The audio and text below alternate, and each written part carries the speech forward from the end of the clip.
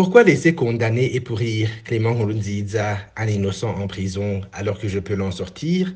Cette question est l'ultime objet de cette lettre ouverte écrite par le journaliste Franck Kadze à son ancien recteur Pascal Firmin Dimila. Franck rappelle qu'il connaît assez Clément pour avoir fréquenté les mêmes amphithéâtres avec lui à l'université, dans la faculté d'histoire jusqu'en première licence, et plus précisément l'avant-veille de la triste nuit du 11 au 12 juin 1995. Le journaliste témoigne avec une illustration que son ancien camarade Clément n'a jamais versé dans l'extrémisme. Je n'oublierai jamais, ça devait être en février 1994, c'est l'auteur de la lettre qui parle. Ce jour où de pauvres paysans venus des collines en amont de la ville de Bujumbura, communément appelée Buhonga, se faisaient égorger en pleine journée par des jeunes drogués de Nyakabiga et d'autres venus en renfort. Clément Nkurunziza a pris la parole et a spontanément proposé d'aller sauver ces gens. Pour lui, si l'on mobilisait les étudiants des autres facultés, il était possible d'arrêter ce massacre. Mais son propos s'est heurté à une vive opposition d'étudiants qui, eux, prenaient d'en finir avec ces Hutus. Comment alors quelqu'un peut vouloir sauver la vie des pauvres, Banyabuhonga, pour ôter la vie d'autres Hutus? S'interroge Franck Kadze. Il rappelle aussi à Firmin Dimila que lui aussi appréciait le leadership du représentant des étudiants d'alors, qui était Clément Nkurunziza.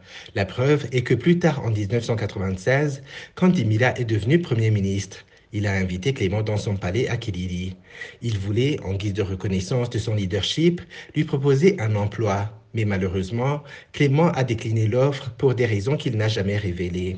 Clément Nkurunziza est accusé d'être le cerveau du massacre des étudiants Hutus, alors qu'au moment des faits, Clément Nkurunziza se remettait à peine d'une hospitalisation d'un mois à l'hôpital Prince Louis Rwagasore.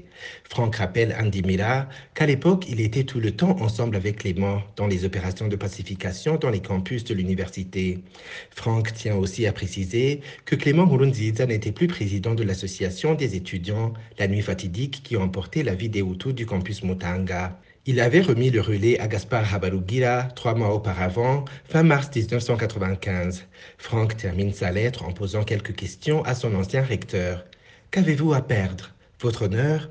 Au contraire, c'est par votre courage à témoigner dans ce dossier de Clément Nkurunziza que l'admiration dont vous jouissez déjà s'en trouvera agrandie. Un jour de plus derrière les barreaux pour Clément Nkurunziza est un jour de trop.